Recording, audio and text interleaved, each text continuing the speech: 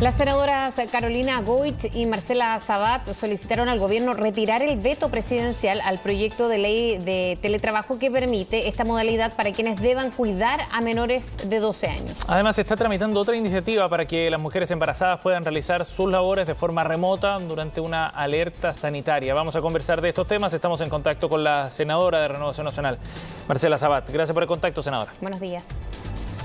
¿Cómo están? Buenos días, Sebastián. Buenos días. Buenos días, gracias por esta conversación. Gracias por el espacio. Senadora, cuéntenos, ¿qué es lo que establece el veto al proyecto y por qué ustedes están pidiendo al gobierno retirarlo para poder avanzar en esta normativa que ya describíamos? Sí, bueno, esta nueva modificación que pretende hacerle el gobierno con el veto al proyecto de teletrabajo lo que hace es justamente entregar una alternativa a miles de madres y padres con hijos menores de 12 años para que puedan teletrabajar con alerta sanitaria. Este proyecto se trabajó en forma unánime, transversal, incluso con el gobierno inserto en la discusión sin ningún problema durante el debate y luego se desdijo y presentó este veto quitándole el concepto de alerta sanitaria, entendiendo que esto estaba incorporado en el proyecto, por lo tanto se dejaba solamente al arbitrio de la persona y del trabajador o la trabajadora si quería optar a esta opción, entendiendo que hoy día hay muchos colegios que todavía no están con la presencialidad completa o que muchas salas cunas o jardines infantiles necesitan cumplir con el aforo, por lo tanto hay madres que no pueden acceder a estos establecimientos educacionales. ¿Y hay voluntad política, senadora? Lamentablemente no hemos encontrado esa voluntad política y entendiendo que este proyecto fue tramitado en tiempo récord, además transversalmente, solamente en 2 trámites, no se incorporaron indicaciones, por lo tanto fue un proyecto que fue tramitado, como digo, transversalmente sin ningún problema y solamente el haber incorporado el veto el último día, 20 días después, terminando el plazo, obviamente retrasó el proyecto y muchas madres y muchos padres que venían en esto una alternativa para poder cuidar a sus hijos y sus hijas, entendiendo que es lo más difícil que hay, poder cuidar teletrabajando, perdieron esa posibilidad, es urgente y por lo tanto entender que aquí lo que estamos supliendo con este proyecto es un sistema de cuidado que no existe al lero del Estado y que es necesario, sobre todo hoy día, porque entendamos que también no solamente el coronavirus está latente, sino que para las guaguas más chicas, los niños más pequeños, hay otros virus en razón de que existe el coronavirus y queremos atender a esa necesidad. Y el otro proyecto, como ustedes muy bien mencionaban al inicio, tiene que ver con el proyecto que establece también teletrabajo para las mujeres embarazadas. Un proyecto que existió durante el estado de catástrofe, pero extinguiéndose este estado de catástrofe también se extinguió esa posibilidad y por tanto ingresamos esta solicitud para que también fuera con alerta sanitaria. Y ahí el gobierno también se está enredando y está ingresando indicaciones que lo único que hacen es especificar más aún el proyecto y por lo tanto lo están complicando.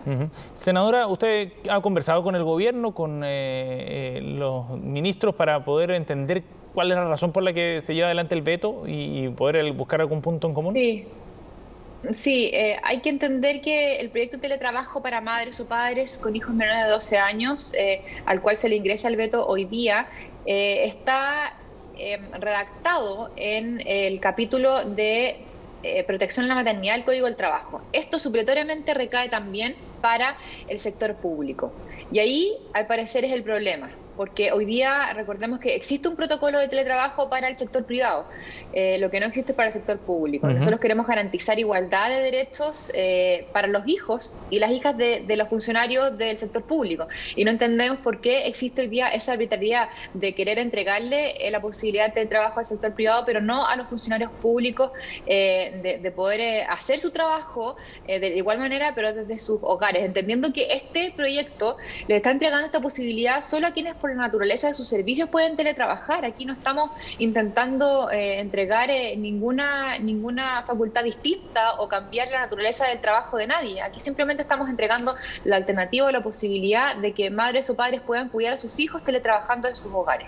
Y este proyecto es de manera permanente, le pregunto porque también, como lo decía, ya hay un protocolo más allá de la crisis sanitaria en el sistema privado, las formas de trabajo también, incluso de estudio han cambiado. ¿Esto se quedaría de manera permanente?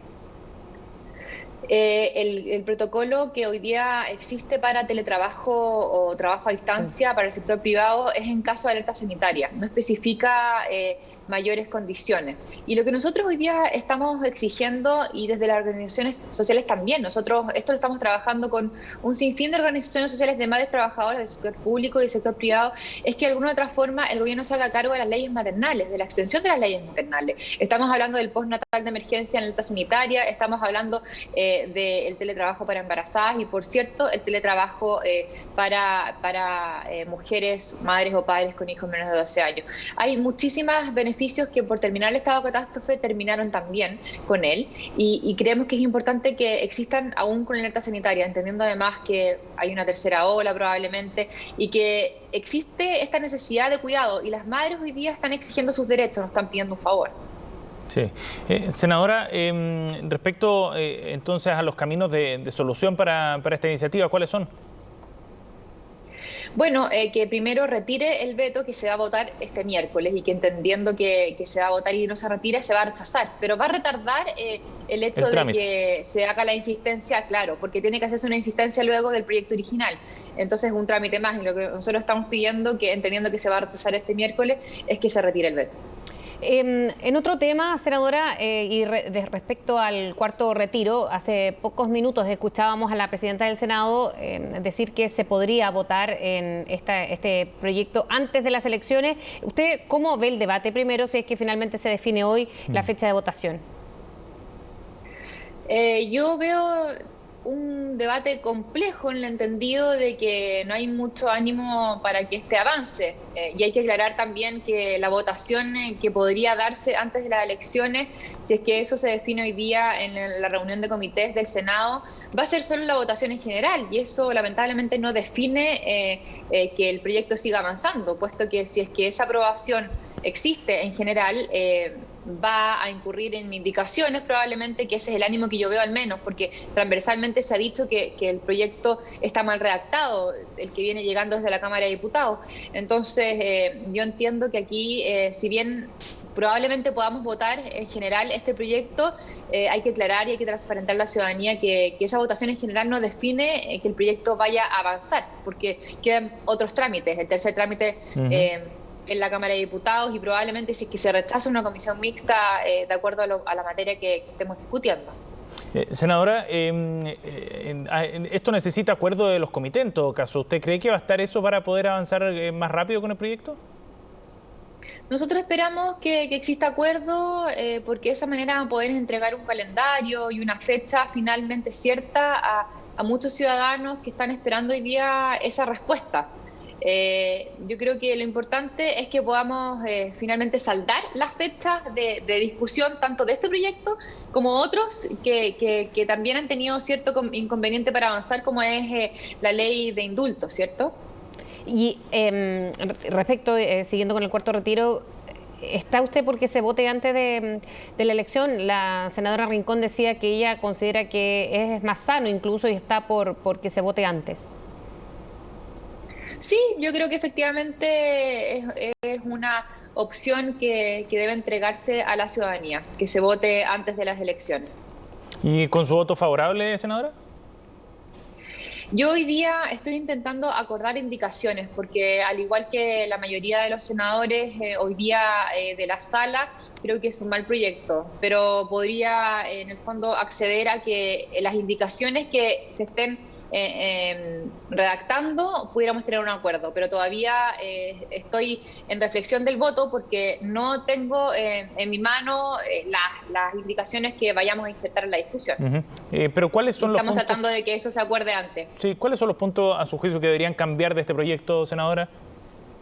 A ver, yo creo que debiésemos tener a la vista ciertas cosas. Por ejemplo, que exista en el retiro posibilidad de 1 o 2 cuotas para poder ejercerlo.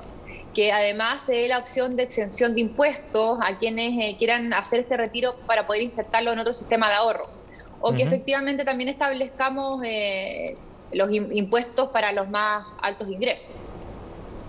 Bien, como uno de los puntos a discutir entonces en la tramitación del proyecto del cuarto retiro. Senadora Sabat, gracias por conversar con nosotros, muy amable. Que tenga buen día. Muchísimas gracias a ustedes, buen día.